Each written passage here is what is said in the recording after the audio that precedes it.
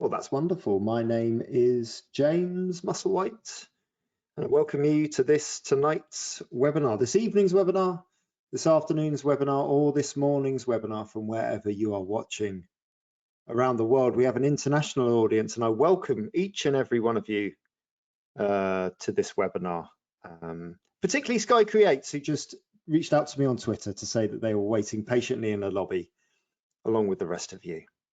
Welcome.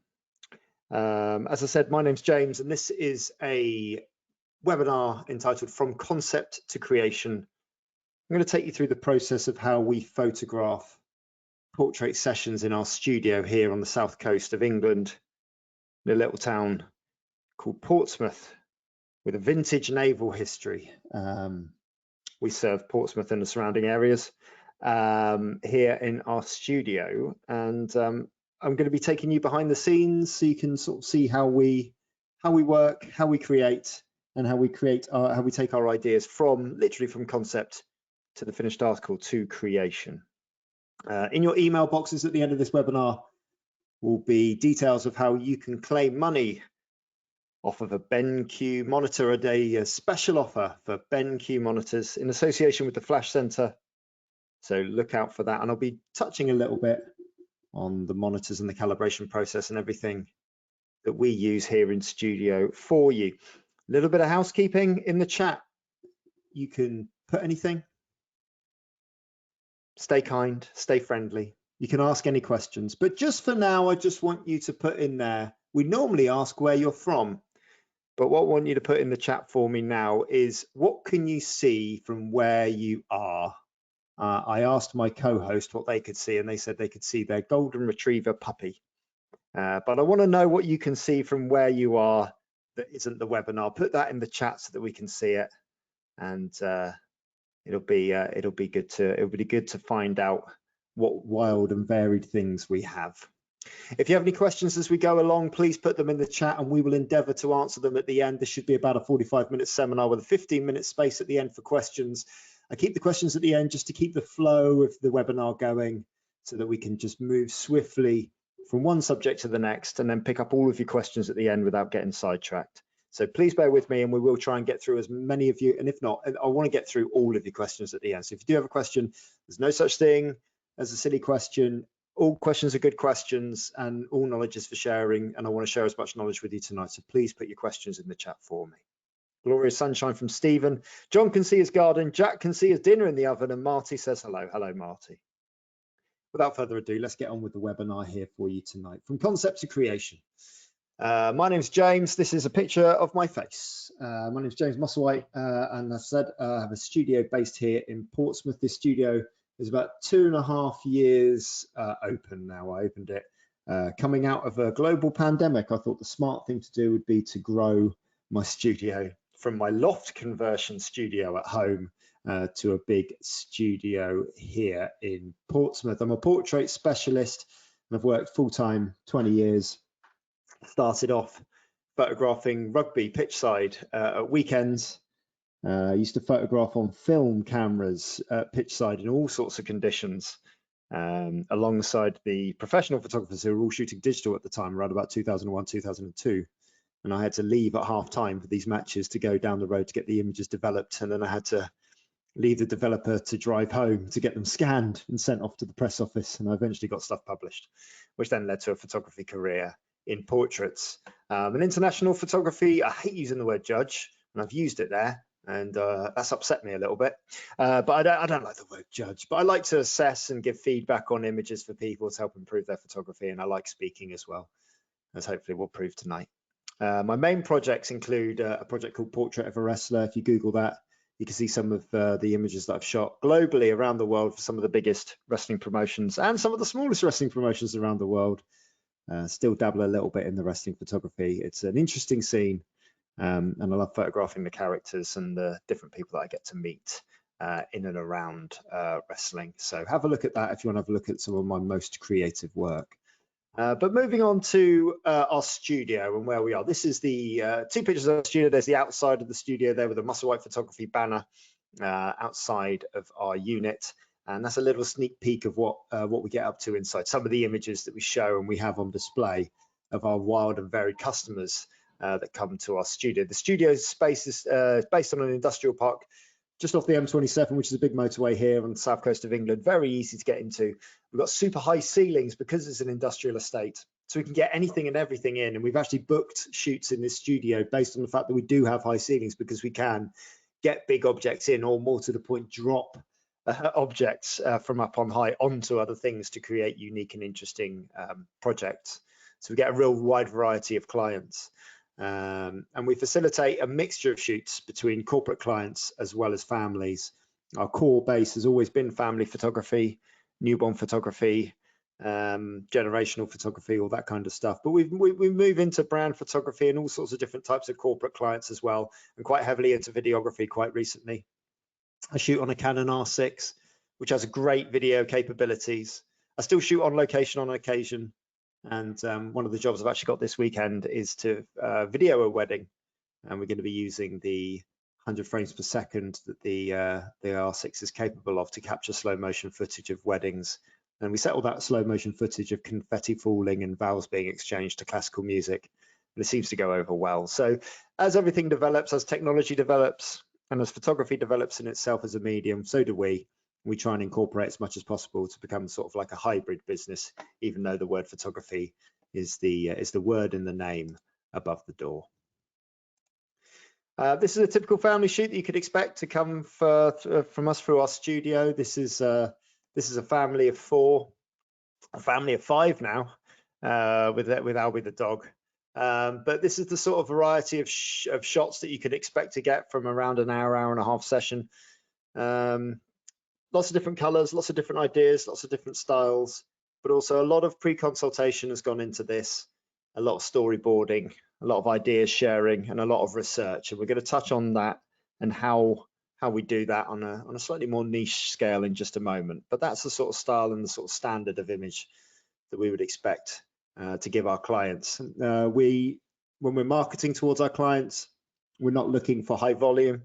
We're looking to make our clients very price aware very early on in the process. We have a very heavy funneling process through our marketing, and we like to make sure that everyone who's coming in knows that they're coming in to invest in the project, to invest in photographs that are going to last not only through their generation, but hopefully from generations going down and going into the future, so that images can be passed down and shared and loved for years and decades to come.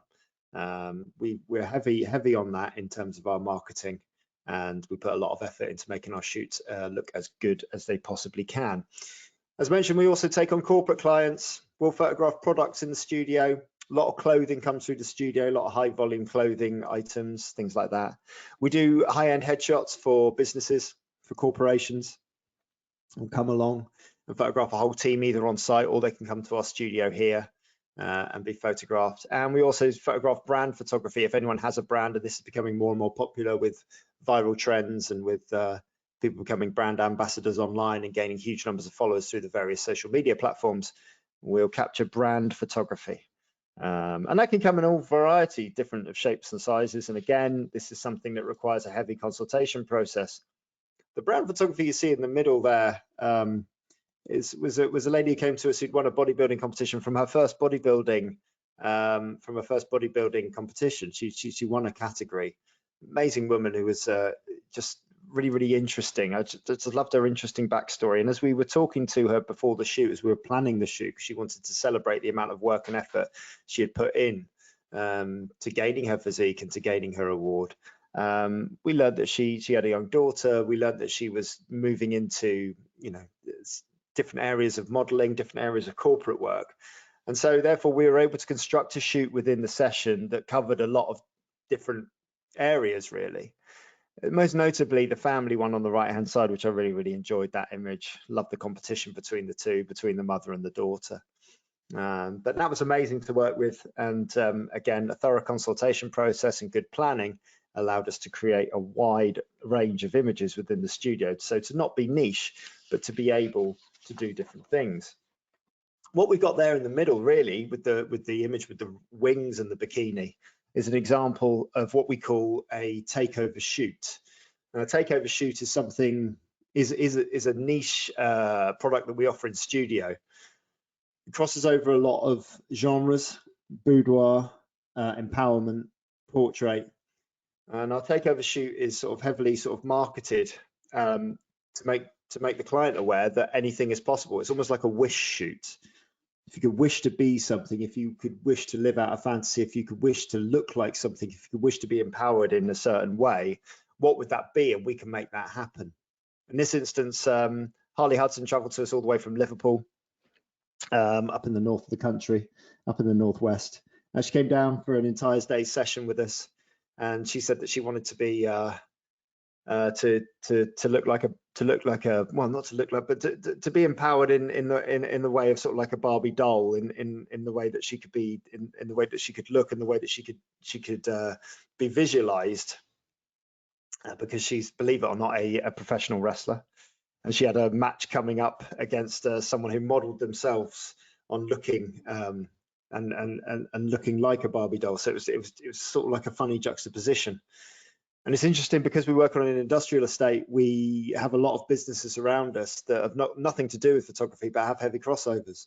And the one opposite us is a props company. So we get to occasionally go over there and politely ask if we can borrow props for an hour or two. And this is their Barbie box. So we were able to borrow this and storyboard this idea of the Barbie doll waking up and breaking free from the restraints of the toy store shelf. We want to make sure that with this type style of shoot, this allows us to break boundaries. It allows us to be experimental, and it allows us to create, and it allows us to really dream about what we can create in camera, in studio. The marketing for this comes in a number of stages. How do we get leads? How do we get people interested? How do we get people to know about what a takeover shoot is? The stage one is lead generation, and that involves, making customers aware of what we do.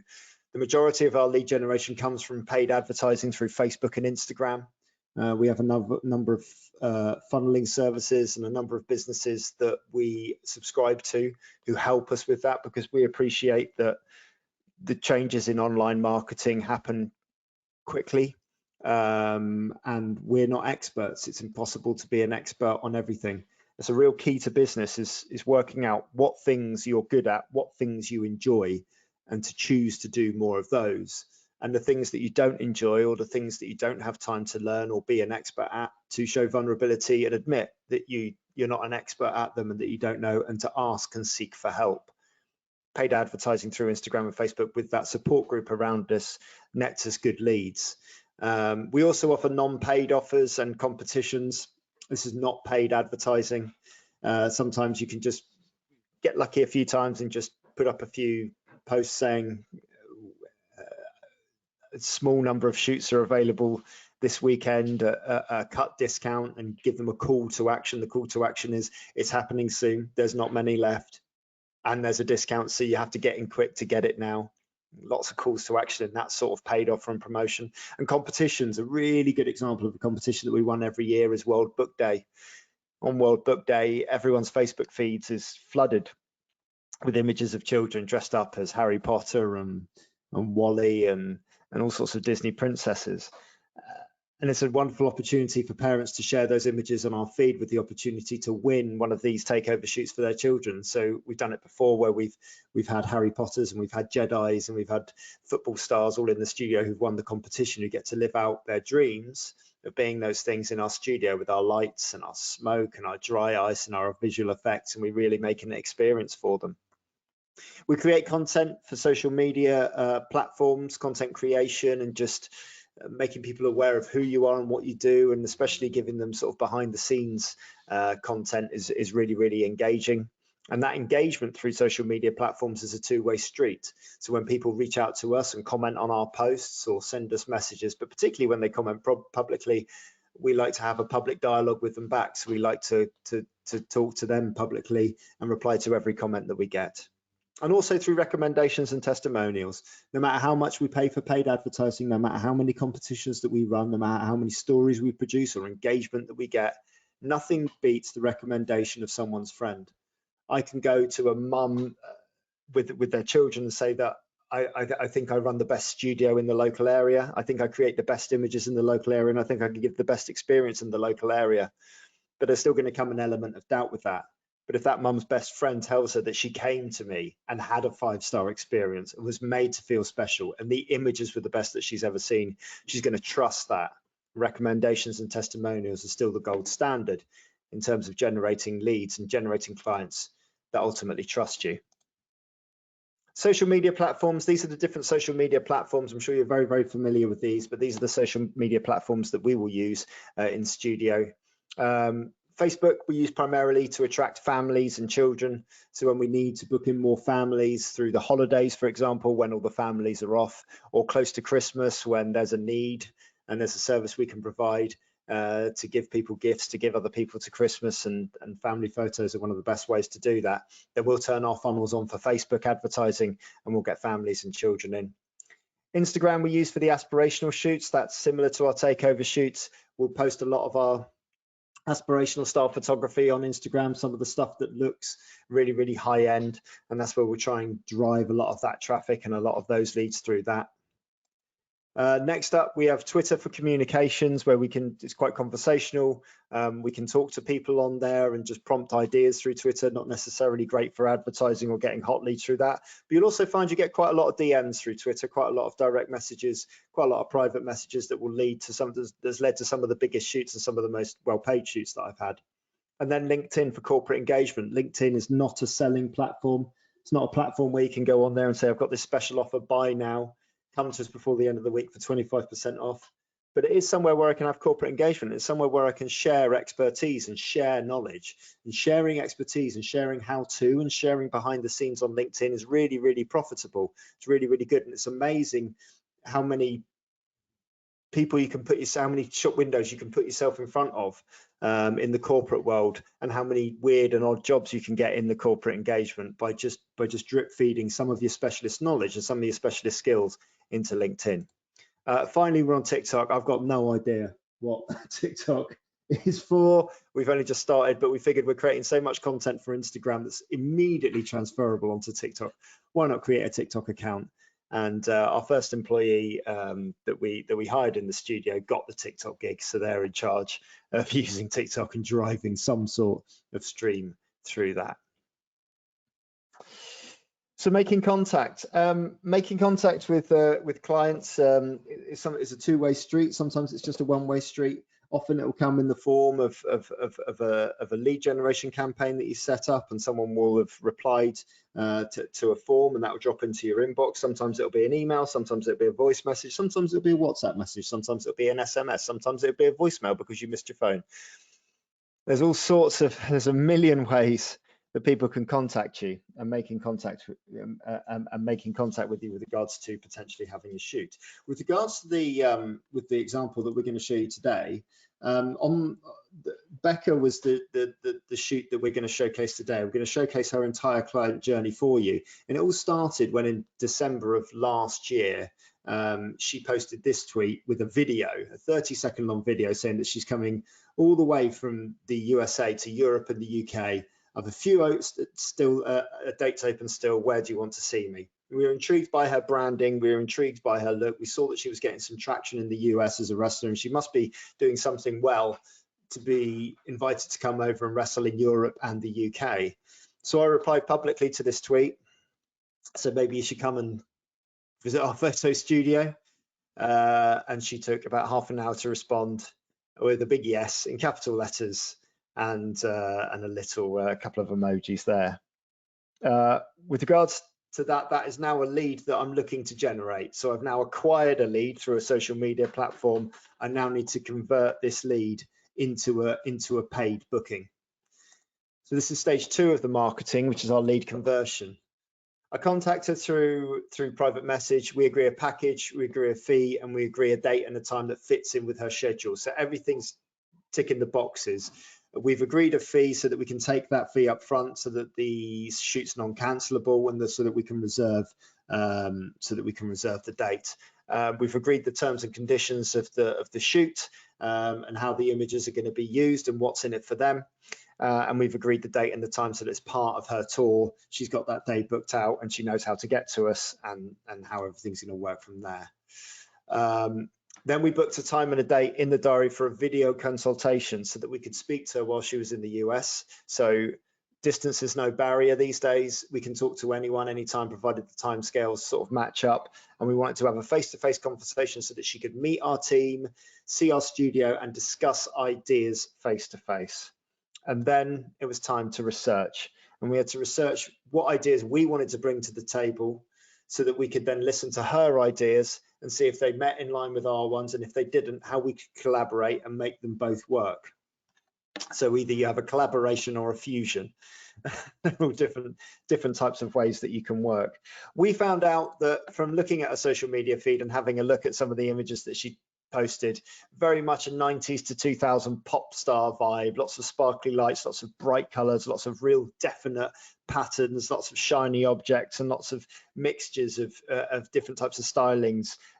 You know, some shiny wear, some denim, some wool wear. It's just a real mishmash of absolutely everything going on. So really, we knew that anything goes, and it was going to be very bright, the shoot. We weren't going to be doing anything in black and white, and we certainly weren't going to be doing anything moody. So we could then get to work and put our mood board together. Now, mood boards are a super good way to put ideas and to just plot a shoot out. They're a great way to start your planning process for a shoot.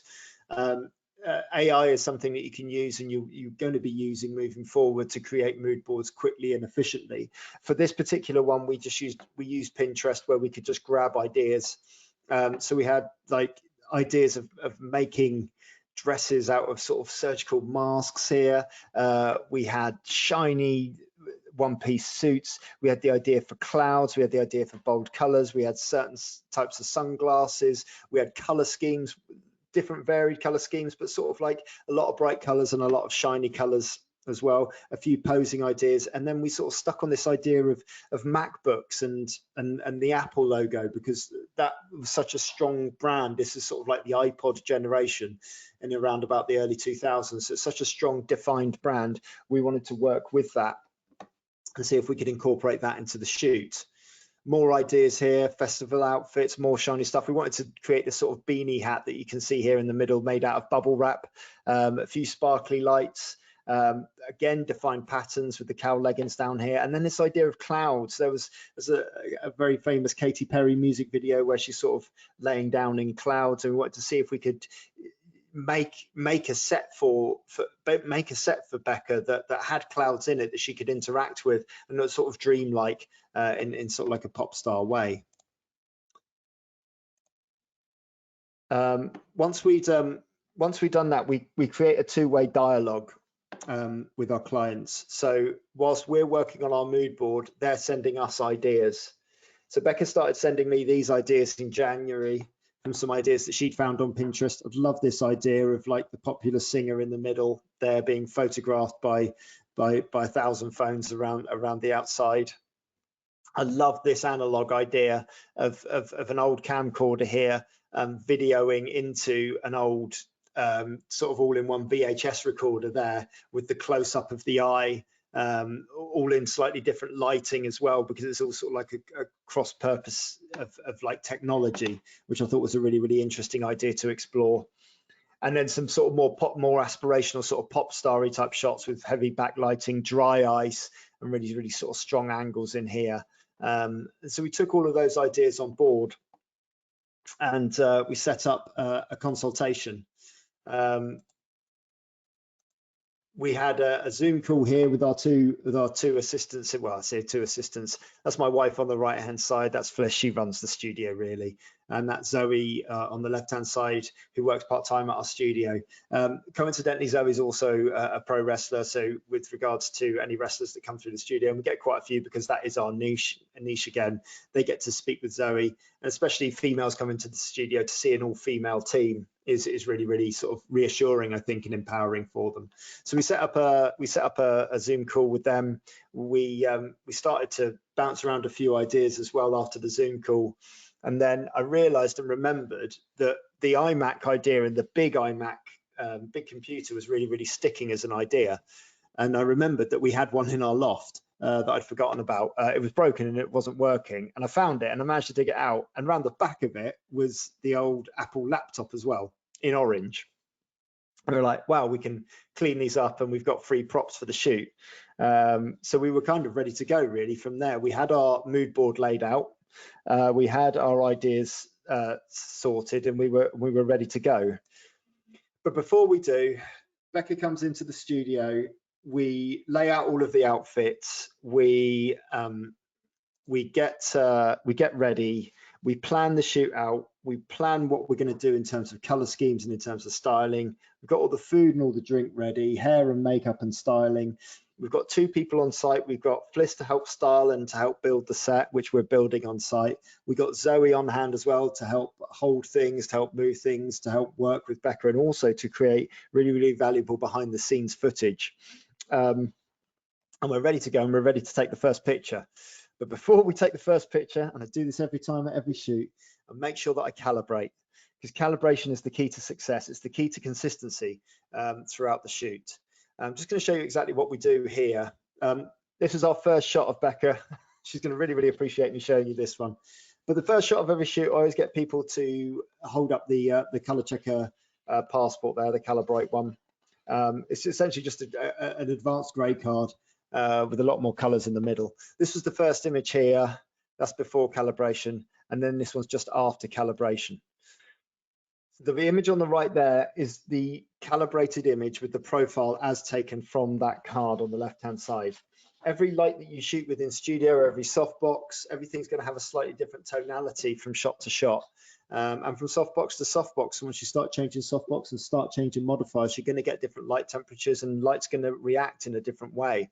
I want consistency across the whole board, so I always make sure that I take profile pictures as I go along through the shoot. The main differences in these ones here, you'll notice there's 2 real main differences that pop for me. 3 if you, well, maybe 3 or 4. The first one is the orange in the jacket is really, really popping on that right-hand image. We're getting a lot more detail and a lot more color coming through. There's a lot more information that the profile and the calibration is pulling out for us there. So you can see that in the orange on the top. You can also see it in the orange in the hair. The lips are much pinker on the right-hand side. There's a lot more color in those lips coming out, and the skin is looking so much more natural on the right-hand side. So I'm getting a natural base of skin to work with when I go into my post-processing. I use BenQ monitors with my calibration software to calibrate my screens. I've got a BenQ monitor downstairs and a BenQ monitor upstairs. And we calibrate those screens once every 2 weeks so that I know that what's coming through the camera is being calibrated properly through Lightroom, and then what I'm seeing on the screen is what I will see if we print the image, and if we send the image off to the Printworks or even online. We know that what we're seeing, not only are we seeing true colors, but we're making the most of the colors that are coming through. So now we can go through to our first concept, and our first concept is a real simple one, because we want to, no matter how experienced the model is, we want to warm them up and get them into the studio and get them into the swing of things. So we just go through a very, very simple series of images. Very simple series of half-length images in our first outfit, with the sunglasses up and a lot of barriers put up between me and the camera, just to make everyone feel comfortable where we are. This is a very simple, when I'm starting off, and if I ever feel lost in a shoot or ever feel lost for ideas, I always go back to base principles of complementary colors. I want to make impactful images that really, really stand out. And in these images here, we're working on the principle of warm colors with cold colors opposite each other on the color wheel. We're working with oranges opposite blues. And what that should do with the orange backdrop should really, really make those blue, what she's wearing that's blue, really, really pop, especially the sunglasses on that shot there. Just to show you the difference as well in calibration that we have here, these are 2 images. The one on the left is before, and the one on the right is afterwards. And you can see there's just a lot more consistency in the orange tones in the background, but there's a lot more pop on the orange tones and the blue tones in the image on the right-hand side. And that's the advantage of using that calibration equipment. Again, we're getting consistent colors as we go through the shoot. Once we got Becca used to the lights and used to posing and a little bit more warmed up, we start implementing. I spelled implementation wrong. I don't know why I pointed that out. Oh well, there you go. But it should say implementation of the prop. And the first thing that we've used is the Mac. I want to use it like we're walking a dog. we've propped it up with a little bit of cardboard underneath just to give it that slightly jaunty angle, to make it look like it's being walked, to make it look like it's got a little personality of its own. It's like droids in Star Wars, like BB-8 or R2-D2, when they turn their head or they do something just a little bit of a jaunty angle, it gives them a little bit of a personality, and that's what we were going for here. While we were still working on this, we could then start to implement some of Becca's ideas. We hold up the MacBook and make it look like it's a title. If you're familiar with wrestling, I wanted to make it look like a Money in the Bank briefcase, really. We've also brought in the green top as well, just to add a third element of color here, just to see if it would pop on the background and just see how it would look. But then for this shot here, I wanted to incorporate one of Becca's ideas so that we could say, hey, you know that one that you sent us on the direct messages, hey, here's our version of that. So it's not a direct copy. I want to do our version of that and do something that's a little bit different, but also I want to make Becca feel like she's being listened to and that she's having input, because her input in this session is just as important as the input that we have as creatives as well. That brings us to the end of the first concept, so we can now move on to the second concept, and it's back to one of Becca's ideas here with all of the phones looking at the model. So I figured that we tried to do that. This is the test shot from that, and test shot from that proves that we're working with the lighting that we've used. We've used some gel lighting on the background and also a little bit of gel lighting on the skin and in the foreground as well, just to give us some more purpley tones. We're working on an analogous color scheme here. On the bottom right, you can see they are all colors on the color wheel that sit next to each other. So that's what we're working with here, to sort of bring a little bit of color harmony in without being a direct amount of direct plagiarism. What I found as well, it was difficult to marry up the shutter speed so that we could see the brightness of the screen in front. And we also were working on a depth of field so that it was slightly out of focus, a little bit too much out of focus. It was just becoming problematic to sort of marry up the look to get that poppy image coming off of the phone, but also to have it sharp so you could see what it was. The other problem we had was that I only had one hand that I could use, because we only had two other people in studio, and one person was building a set and one person was trying to create behind the scenes footage for me. We didn't have the number of hands that you see on the left hand side there. So the easiest thing to do was to literally go next door to the industrial unit next door, who work alongside us, who deal with all of our security and the security of most of the companies in terms of alarm systems around Portsmouth. And we got in a couple of their guys who were getting close to a lunch break. I said, bring your phones, and I just need you just to hold them there. So they got involved in the shoot, bringing more people into the studio to make us more aware of who we are. And then once we'd taken this series of images, I could then go around and start shooting Becca from the angles that the phones were at. So it's quite key that I went back to those angles to photograph her in the exact angles that the phones were being held. And then we can paste those together and put them together to form our final image. All of the final images you're going to see at the end of this presentation, so you'll see how that one looks at the end. We then move on to our third concept here, which is another one of Becca's ideas, which was the sort of the shot here on, you see it in the top right hand corner, of the camcorder going into the old VHS. And I figured, well, how can we make that happen, and how can we make that look? We've kept with the blue background that we had before, and we've kept with that sort of analogous color scheme, but we've just added a little bit of yellow in the form of a kicker light, just to see if we could pop her off the background and add something of a little bit of a highlight in the colors. For every shot that I've taken of her full length, I've taken another one at the angle that the phone was at to import as the selfie over the top, to make that screen. As I was shooting these, I wasn't getting, the color scheme wasn't working for me, and it's important to not keep chasing down rabbit holes if you get a bad feeling about a shot. I say bad feeling, I don't mean bad feeling, I mean like I felt it could have gone somewhere else and just could have been a bit better, and there might have been a color scheme that might have worked a little bit better.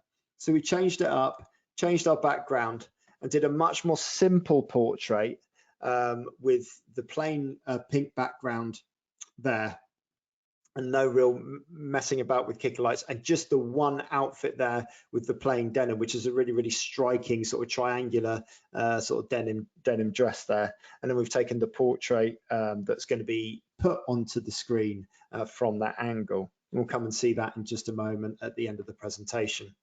The fourth concept was color experimentation. So we're just having a look, still working with that monitor because it's such a good prop, and it's gonna, I know as well with working with this monitor that it's really going to pop online because it's got that vintage feel, it's got that retro feel that people really, really love, of having sort of like a rare retro item.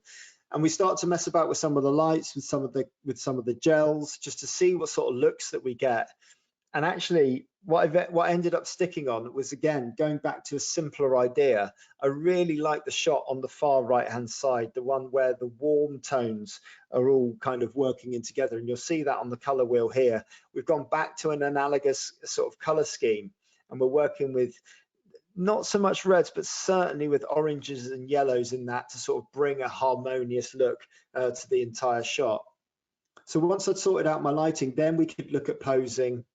And we could look at changing it up and having sort of half-length poses here, having interaction poses, having poses where we're looking straight at the camera, and also having poses here where we can, because of what we're wearing, it's not actually that much of a leap of faith to go behind the monitor and to pose better so that we have an implied nude shot in a safe space that's got a lot of implication in it, and a lot of stuff for the viewer to sort of that would drag the viewer's eye into the shot in terms of something that has a little bit of intrigue there and is a little bit different. And we'll come on and we'll see how that one looks at the end and which one we chose. The fifth concept was the set build. So while all of this was going on, our set was being built around us, and the set build was the one that involved the clouds. These are just big balls of cotton wool and a massive roll of green bubble wrap that we got from the local emporium. There's a junk emporium at the end in the middle of Portsmouth that's amazing. You can go in there and just buy all sorts of things and all sorts of creative ideas. Find yourself a flea market as a photographer, find yourself a junk emporium, find yourself something that you can go in and spend a little bit of money to create a set that is real and that is practical and recycles rather than buying new. So it's also good for the environment. We started to mess about with different lighting setups and see what would work. The first one in the middle there, you see there's only one green light on the background because I'm using the shimmery material on the background. I wasn't sure how it was going to react to light and how it was going to look. It was too dark for me, so I just flooded the scene with a bit more light by putting a fill light on top of my main light. So Becca's being shot by a main light, but she's also being shot by a fill light that's spilling onto the background and giving that slightly lighter background that you see on the ones left and right. And on this shot here, we've gone back to a complementary color scheme. The majority of our scene here is in green, but the rest of the scene is in red, or pink in this instance, pink being a form of red because pink is essentially just a lighter version of red, and that's why those two colors, the green and the pink, work really, really well together in this. Once we've got the lighting set up, then we could again go into the posing and start looking at how we were going to pose and how we were going to make this look. And these images here were really, really simple to create. Again, I like the fun element. I like the idea. Then we decided that she could hold the clouds, even though they're being held just on tiny little bits of fishing wire there. And then I realized that she was holding it and pushing it against her face. She said, "Oh, this feels lovely." I thought it would have been nice if you used it as a pillow and to sort of sleep on it and to help the narrative of that story there. So we just developed that idea. It's a two-way street. Developed it to something that was a little bit special, and we'll see the final images for each setup now. So that's 5 setups that took us half a day to get through. With the pre-planning, we could work reasonably quickly and get into those. This is the first final image that we produced. We've removed the cardboard from underneath the iMac and just enhanced that shadow, so it's just got a nice defined edge. There's complementary colors working really, really well. And then we've digitized an image and changed its color tone to make it look like it's coming from one of those old cathode ray tube sort of sets, and used a mask so that it sits nicely within the iMac. And I love the way that she's looking at her own face. We've caught the angle really, really nicely. And it's like a nice strong triangle within the frame as well, and a nice strong composition there with a simple complementary color scheme. Image number 2 was this one here. We managed to take the images, like I say, that we'd shot from each angle and just superimpose them on each phone and also bring them out. And because we've shot it on a slightly wider angle than our first one, our depth of field has increased so that we can see the hands and we can see what's going on there. And again, that just tells a story of a superstar. Dry ice being blown into the shot as well to give it sort of like an air of mystery in there, and the analogous color scheme working really, really well. The third one here was the one that we shot on the pink background, a really strong triangle in the middle of the frame. Again, a digitized but also warped face in the screen. I've managed to warp that image so that it looks like it's coming, that it's got the screen shape, because these aren't flat screen TVs, these are rounded edges TVs. So it's important that that's like a rounded face, but it's also important that it's taken from the perspective of where the selfie is being taken. And these old iMacs had little ports, so we could draw that lead in there as well and tell that story really, really simply. On a triadic color scheme of blue, yellow, and red. The most famous triadic color scheme, I suppose, is Superman. If you look at Superman, his whole outfit is yellow, red, and blue. And in this case, we've got the red, which is the pink in the background, the blue of the outfit, and the yellow of the skin tones, the more natural tones within the image there. The fourth image here is the implied, in the implied image here. Again, we've digitized the image in the iMac to make it look like it's coming from that, with a layer mask on there as well to help increase the shadow. And just a lovely little pose, simple kicker light along the leg as well, just giving a separation away from the background, and a lovely little look off, look down below. With a simple square crop around, just to really, again, another strong triangle within it, and there's triangles within triangles in that image, so the composition of that image works really, really nicely for me. Simple analogous color scheme as well, with the oranges in the background and oranges and yellows in the skin tones, and then the green I've pointed out over here because I put a slight green hue on that TV screen as well, so just to give us just a little bit of an accent to make the TV screen sit slightly ajar from the composition and the color harmony of the rest of the piece. And then the last one is here, just a very simple one. As much as I like the sleeping one, I just love the expression on this image. And because we captured and created the scene in camera, actually the only little bit of Photoshop we had to do was just to remove some of the fishing wire that you couldn't really see anyway from the final images there. Again, as we've explained previously, a complementary color scheme here with warm pinks working alongside those slightly cooler greens. So that's our 5 final images from this whole takeover shoot. We don't want to shoot lots. We don't want to shoot, we want to shoot enough content. And there were other images that Becca had from this shoot. But I want to set out, and from every shoot like this, I want to create 5 statement images that look completely independent and different from each other. And preparing properly for that shoot, and preparing properly for the end result by having a thorough consultation process, by having a two-way dialogue, by setting expectations, by preparing your mood board, by working out how you're going to build your set in advance, really, really works. Now, with regards to workflow, this is how I shoot. These are just broad strokes. I shoot raw. I shoot 2 cameras in my R6, 2 cards in my R6. I'll shoot a JPEG and I'll shoot a raw card. And it's the raw ones that I can use to shoot with my calibration passport so that I can then calibrate properly. I'll make sure that my monitors are calibrated so that I've got confidence that everything that I'm coming through is seeing in true color.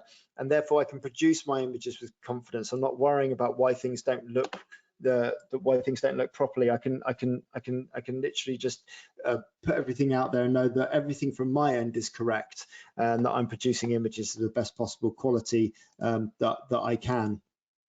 I process in sRGB for digital, and I process in Adobe RGB for print. That's not a hard and fast rule. The sRGB for digital is because sometimes when I process outside of that, and I'll upload an image to Instagram, the colors can look really, really muted and can change. So sRGB always for digital, and then Adobe RGB for print. What I'll do is I'll actually contact my printer and have a dialogue with them about what the best print profile for them is, and for the paper choice, because it will change from printer to printer and from paper to paper. So always have a dialogue with your printers and to get the best results, and always test print as well.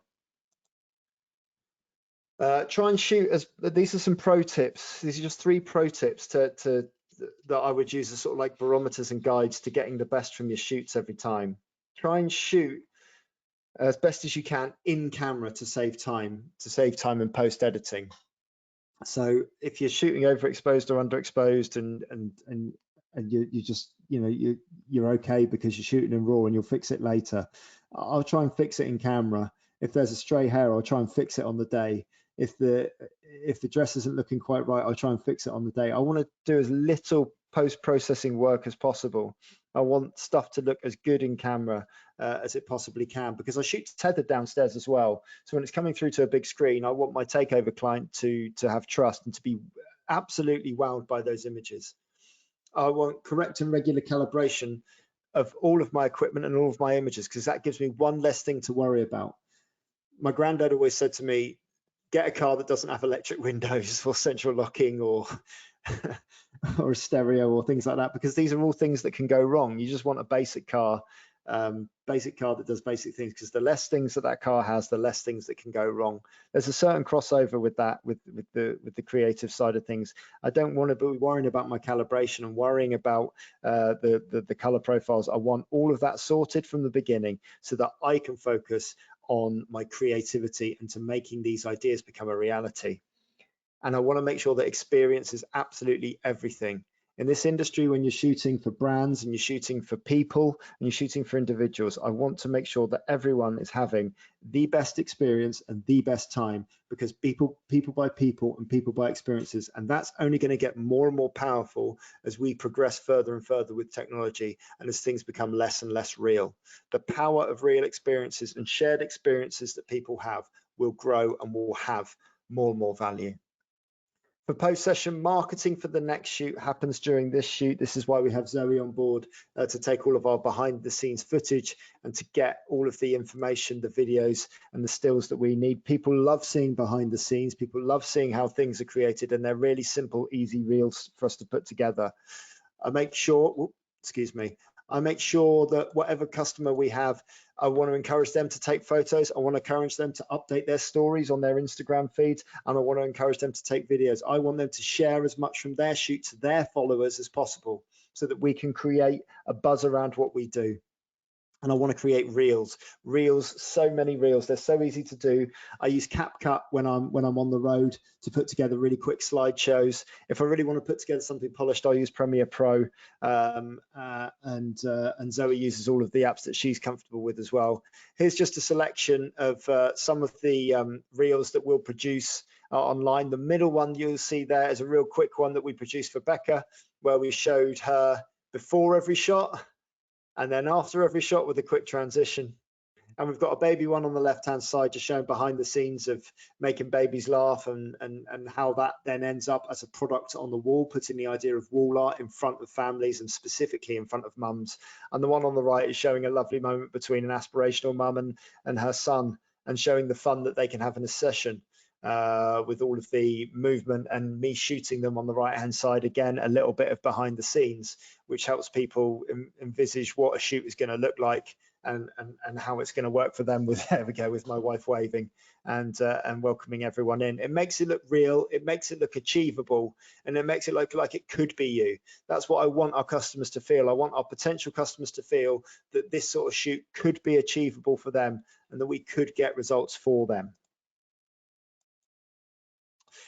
And lastly, reviews. As I said at the start, there's not a better form of marketing than having a customer say that you're 5-star, than having a customer say that you gave them an unbelievable experience with quality that was worth it, that was value. We're expensive, but we are value. You can't. I'm not chasing. I'm not having a race to the bottom. I don't do that. I want to push as many buttons in terms of adding quality and adding value to my service, so that I can justify the prices that we charge, so that people feel like that they got value for money when they came to see us. Once Becca got back to the US, she sent us this amazing review saying that we were absolutely amazing, made the vision and brought it to life better than she could have imagined. The whole process felt fun, and we made sure that she felt comfortable in the entire process. She provided us with ideas, we found props, and we had people in the shoot to help get one specific shot. She was blown away by the dedication and creativity. This is gold dust. These sort of words are absolute gold dust to us in the industry, where we're serving brands and we're serving the public. Not to mention the quality of the photos is just incredible. Great communication, good vibes, and the photos came out even better than she imagined. An amazing experience, highly recommended, 5 stars. How do we use those? How do we use those reviews? We don't just let them sit there on Google, 5 stars just sitting there, although they do get seen by our potential next clients, and they are the first things that I go to when I'm checking out like restaurants or pubs or places that I want to go to. But what we do is we create a series of banners that take her words, take her quotes, and put them alongside her images for the next aspirational campaign. And then these are used alongside the videos, the behind the scenes footage, and then eventually paid advertising to help drive the next wave of customers who are going to come and see us. Before you go, and before I answer questions, I'm just going to let you know, if you want to know more, and I'm aware I haven't touched much on posing and lighting and all these kinds of things, you can follow me on Musselwhite Photography at Facebook, or Whitey Jim Bob or Musselwhite Photography on Instagram. I'm close to 1,000 followers on that Musselwhite photo in Instagram. So if you can follow me there, I've had a bet with my wife that I can get to 1,000 followers by the end of April. We shall see. But most importantly, my next workshop here at Portsmouth, at our Portsmouth studios on the 26th of May, we will have a maximum of 5 delegates. We've only got a couple of places left, but there's a 25% off with the code BenQ25. BenQ's all capitals. BenQ25. Go to musselwhitephotography.com and look for the banner that says for photographers. And if you click on that book now for the workshop of the Beginner's Guide to Portrait Lighting, I'd say it's about beginners to intermediate, and with a small group I can tailor it. We'll provide you with a model, we'll provide you with the lights, we'll provide you with everything you need to create great images. We're going to take you through the process of how we create great images. We'll use gels, we'll use all sorts of different modifiers. You'll go home with some prints, we'll provide lunch for you. It's a great day out, and it's a wonderful way to spend your time in our studio as photographers to learn and to develop your skills. And we're offering you 25% off if you book before the end of April with the code BenQ25. With that in mind, I'm going to check out the comments now to see if there are any questions, which there are, which is great. So now I'm just going to move on and answer some questions. If you do have any questions for me, please let me know and we will answer them for you. So the first, and also another thing, if I don't know the answer to the question, I'm not going to try and faff my way through it. I'm just going to tell you I don't know, and I will point you in the direction of someone who does know, because I believe in honesty. Leon has asked, how did you use the color chart to calibrate? Did you create some sort of profile or preset and use this as the starting point in your raw image? Yeah, it's a good question, Leon. Thank you very much indeed. There is an export dialog box in Lightroom that I use. So I download the software from Calibrate, which installs on my computer. And then when I choose the image that's got the color checker passport in, I always make sure the color checker passport takes up quite a lot of space in the raw file. At least 25% of the frame is filled with that, if not more. So that's why it's always such an unflattering picture of our model. Then you go to your export settings, and once you've downloaded the plugin, it should come back to, it should have like an export dialog box that's export with X-Rite presets, and it will literally draw the profile out of that. You'll give it a name, and then you have to shut down Lightroom, restart Lightroom, and then in your profiles, there'll be a new profile with the new name on there for you, and you'll be able to use that going forward. So that's how I use it. Jess, how do you think of a concept if the client doesn't come to you with any ideas? Okay, thank you, Jess. Good question. So I'll split this in two. So generally, people like Becca and people who come for us with brand shoots have a starting point. Because they're representing a brand, they'll have an idea about what that brand represents, and from there you can build up. A really good example of what you're talking about is like some family shoots will come and will not have an idea. And what I would, so if we're talking families, a good way to start is, for me, is what do you have up on the walls in your home already?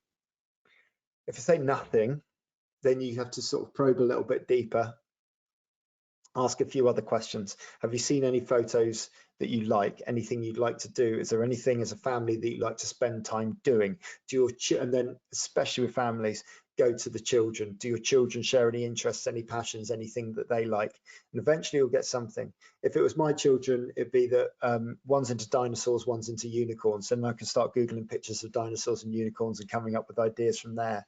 With regards to a brand, if a brand's saying, oh, our brand represents this, but I don't have any creative ideas, we would go away, create a really random mood board. So one random mood board that's got like lots of different ideas that we've just come up with, and then one more constructed mood board that we think the brand should go towards. If they don't like the idea of the structured mood board, we can go back to the random one, find something they do like, and go from there. Another tip, Jess, that I've just started doing that I picked up from a photographer called Charlie Clift, who's a fantastic photographer, a fantastic portrait photographer. When he sets up his studios to do events where he's shooting multiple number of people, he prints off famous photographs or portraits that he likes from any era, loads of eras. There's loads of Rankin in there, there's loads of Bailey in there, there's loads of sort of former Vogue, sort of Vogue cover stuff, Vogue cover photography, all that kind of stuff, all portrait photographs, really, really, really cool stuff. And he'll put those on a big contact sheet on a board, all different poses, half lengths, headshots, but they've all got to be interesting and high end. And so when they're stuck for ideas, the client can literally just look at that board and go, oh, I like that one, or I'd like to try that one. And then that gives you a starting point. And it's a really, really good way to do it. And I've just started doing that in my brand shoots, and it really works. They've got to be printed off. So you just print them on cheap paper off the printer in a contact sheet style, and I put them all up on a big board, like really, really random. And then it just draws interest because people love looking at photographs. And then when they see things that they like, they can point to it and go, yeah, I'd like to try that. And then that gives you a starting point for you to develop. Thank you for your question. Alex, conceptually, how does shooting professional wrestlers differ from shooting other models? Do you find it more of a creative outlet, drawing inspiration from their character work? Really good question.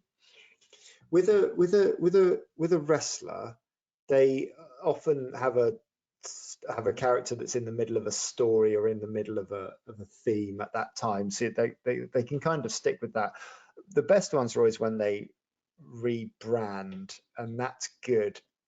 Naturally or conceptually, Alex, they can be a bit more anything is possible. They're kind of up for any idea, and that lends itself really well. But that's not to say that other people aren't. Nat, the bodybuilder that you saw at the beginning, we really only touched on the very beginning of her shoot, and we did so many ideas and so many things that she didn't think she was going to do in the shoot. We even built her up to a point where we poured rain behind her, because we've got a high balcony up here, so we can get a couple of water cans up there and just pour rain into a paddling pool behind her, and did some really, really cool stuff with that. So it's in terms of, do I find it more of a creative outlet, drawing inspiration from their character work? I enjoy the challenge of shooting everyone, and what I like about that challenge is that everyone's expectation levels are different. But what I really like, and this comes from inside of wrestling, outside of wrestling, you know, what you would class as normal clients, you know, is people saying, I can't believe it looks that good. I didn't think it would look that good. That confounding of people's expectations still is the biggest buzz I get. And I got it this weekend from the most standard, the most, you know, entry level, high key setup that I set up for a corporate shoot. They were blown away by the quality of a high key portrait. But that's what I want to do. You know, I want to make these, because to me, like, sorry, I'm going on a bit of a tangent here, and I apologize. When I was, you'll bear with me. When I was 2003, like I got my first job as a trainee in a studio, but I'd never fired a flash gun. So that I'd seen all these shoots for a week. They just sat me in a chair and made me watch the head photographer for a week.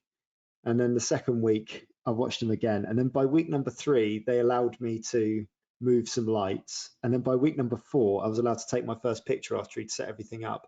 And despite having watched him for 4 weeks, even on week 4, when I first got to hold the camera and I first got to point it at someone and I first got to focus it, and when I first hit the trigger and all the lights went off and it was tethered to the workstation. So I saw it appear on the screen 2 seconds later, and it was my image, and all the lights had gone off, and it had worked.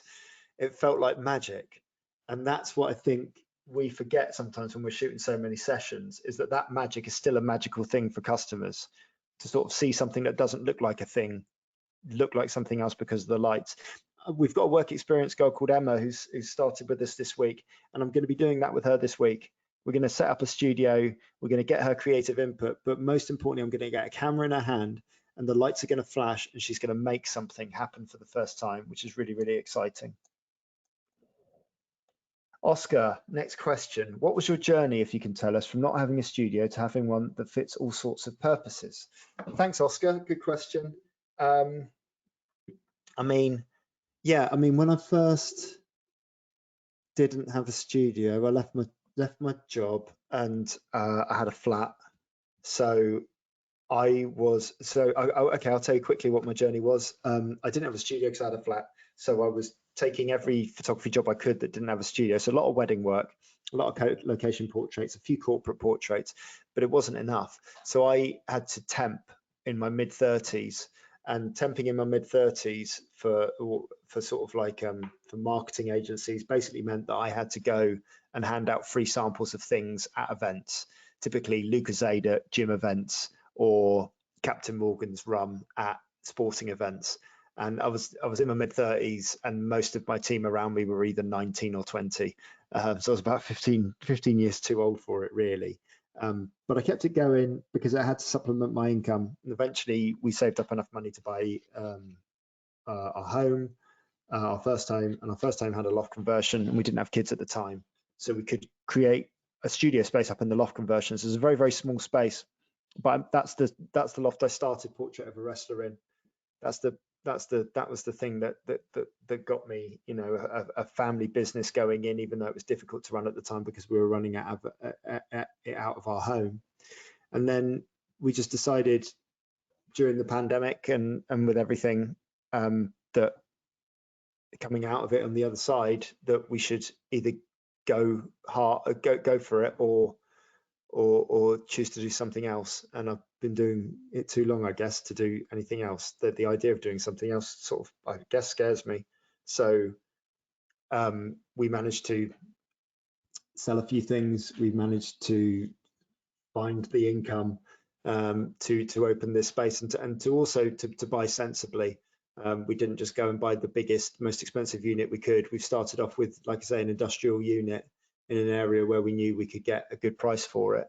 And we're just working hard to make it a centre for not only customers but also photographers to learn from, and working hard to make sure that the quality that comes out of the studio is high every time. That was really, that's the short version. I can give you any more. If I haven't quite answered your question, which I may not have done, please let me know, and I'll see if I can be more specific. Daniel, when shooting on location, how do you adapt to working in tight spaces? You can find out on my YouTube channel, portraitofawrestler.com. I shoot in tight spaces all the time. The key to it is to work out what equipment you need and what equipment you don't. There's no point turning up to a small space with your big background stand and your 5 light setup and then complaining that you don't have space. There just isn't space for it, but you can use the space around you. You can look at the space around you and work out what surfaces are going to reflect and what surfaces aren't.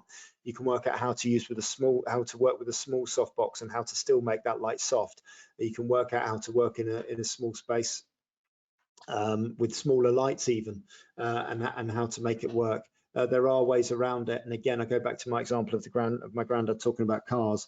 If you're shooting with 5 lights, there are 5 things that can potentially go wrong. If you're shooting with 1 light, if something's going wrong, it's only one thing that you've got to fix. I shot around the country, and in fact, I shot internationally some of the biggest sort of wrestling brands with just 1 light. I've told this story a million times. I'll tell it again. I don't care. Yeah, my first job, I tried to light an image with. I was about 6 months into my job, and I tried to light a couple with 12 lights because I counted that there were 12 lights in the studio, and I thought I'd be brilliant if I could do that. I'd be the best photographer in the world. And I took the picture and I was really proud of it. And then my manager tore it to pieces in front of everyone and said it was rubbish. And he ended his summary by saying, why are you trying to use every light in the studio when you don't even understand how to use one? And for the next 10 years, I committed myself to understanding how to use one light, and I'm still learning to this day. I hope that answered your question. Lou, is your capture monitor calibrated? Yep, capture monitor is calibrated downstairs, and the work screen upstairs is calibrated. They both get calibrated once a fortnight. John, what lighting setup would you suggest for a beginner looking for studio photography? Come to my workshop and I'll tell you on the 26th of May, full day. Lunch provided, only 5 delegates, 25% off with BenQ 25. More dates throughout the year. What I would suggest for someone who's looking for the beginner looking to get into studio photography, I started with Elinchron D lights. They're still good. They're light and they've got quite a wide range. And I still downstairs use the square kit softbox that comes with.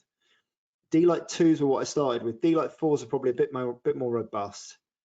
If you find some D-Light 4s online, if cost is a barrier, if you find some secondhand ones, they should be good. I wouldn't have any advice for you in terms of like consistent lighting sources. You almost exclusively use flash.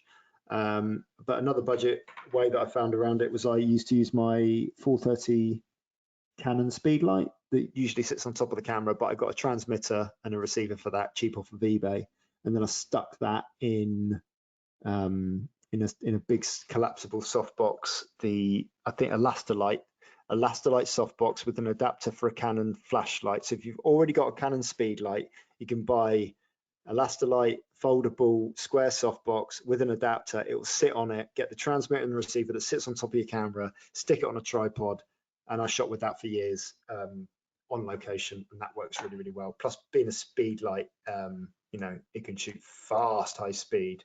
I hope that helps, John. Last one, because we've overrun, obviously, because it's me. I'm sorry. If you're still here, thank you for staying with me. I hope it's been entertaining. Before I do this last question, it would really help everything going on between my ears tonight if you've enjoyed it, say something nice in the comments. Tonight I'd really appreciate that. Thank you very much. Last question from Paul. Do you have any advice for color calibration for a student who can't afford a color passport checker at present? Currently, I'm just working with white balance for IO images. That's fine. You can work your way up to a color checker passport, Paul. What I would advise, it's difficult. It's difficult because if you go cheap, you run the risk of it not being a proper grey card. But I would just try and find, like, if you're using grey cards, I know you're just working with a white balance at present. If you can find a grey card online, you can shoot that at the start of the session, and it will be better than just guessing it or just guessing a grey in your raw. It will give you more consistency. So just have a look on eBay or have a look on the Flash Center for just looking for a standard mid-grey card, and that's a good as place as any to start. I like time. Sorry I'm going off on. I'm sticking with you, Paul. I'm sticking with you, Paul, on here because I think it's an important question you ask. Don't get hung up, mate, on detail like that, because detail is really, really important. It's important in what I do because I'm trying to create a high-end studio that deals with high-end photography, and I need every step of the process to be perfect. But I've been doing that 20 years to get to this point, and there's a lot of corners that could be cut in 20 years, and you're not cutting corners to be cheap or to reduce the learning experience. You're cutting corners to enhance the learning experience, because at different points in my career I had to learn other things first to get 20 years down the line. Okay, so you can get hung up on the fact that, oh, I don't have a color checker passport, therefore my images aren't as good. That's not true. This is the icing on the cake. This is the thing that gives me confidence. This is the thing that I know is going to give me one less thing to worry about. This is the thing I know is going to give me true color and the best thing throughout. But it's not the most important thing in my shoot. The most important thing in my shoot is the experience and how customers feel. That's the most important thing in my shoot. The first thing I learned in my first job as a portrait photographer was people skills. I learned how to interact with grandparents, with newborn babies, with toddlers, with two toddlers, with toddlers and a teenager, with a dad that didn't want to be there, with all sorts of different types of dogs, all sorts of different types of cats, with two grandparents, with three grandparents and one grandparent missing, with an uncle who's late because he thought it was an hour later than the appointment was. All of those things. And then eventually with models and with corporations and with all those sorts of things, you're trying to work on your people skills first. You're capturing in camera, your compositions, your exposures, your lens choices, all of these things that go up to making you a photographer and making you an artist. Don't get hung up on one thing. There's always other things that you can perfect and make money from in time to eventually affording the kit that you need to push yourself to the next level. I hope that came across right. I meant it in the right way. I hope it came across right. Everyone who's joined us for the webinar tonight, I thank you from the bottom of my heart for giving me an hour of your time. Time is a thing that you can't put a value on, and I'm really grateful for you joining me. If you can, yeah, thank you for coming. Follow me on these social media platforms. If you've got any positive feedback, send it my way. I hope you've enjoyed it. If you can join me in May for my seminar, I'd appreciate it. It'd be lovely to see you in person and to put names to faces and things like that. It'd be great. Thanks for coming. If they'll have me again, I'll see you again. I'd love to do this again. It's been fun. But until the next time, I will see you all later. Goodbye.